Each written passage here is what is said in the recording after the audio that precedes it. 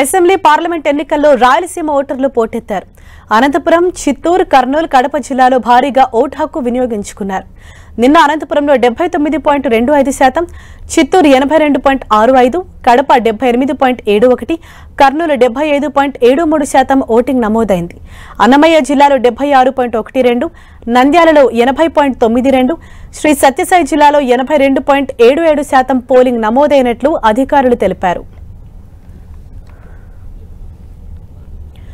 2019లో అనంతపురంలో దాదాపు 81% పోలింగ్ నమోదైంది. చిత్తూరులో 85%, కడపలో 79%, కర్నూలు 75%, అన్నమయ్య 77%, నంద్యాల 81%, శ్రీ సత్యసాయి జిల్లాలో 84% పోలింగ్ నమోదైంది.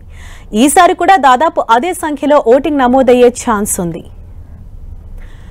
ఉమ్మడి చిత్తూరు జిల్లాలో ఓటు వేసేందుకు ఓటర్లు అధిక ఉత్సాహం చూపారు.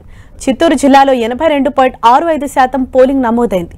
కుప్పంలో గరిష్టంగా 85.7%, తిరుపతి జిల్లాలో 76.83% పోలింగ్ నమోదైంది.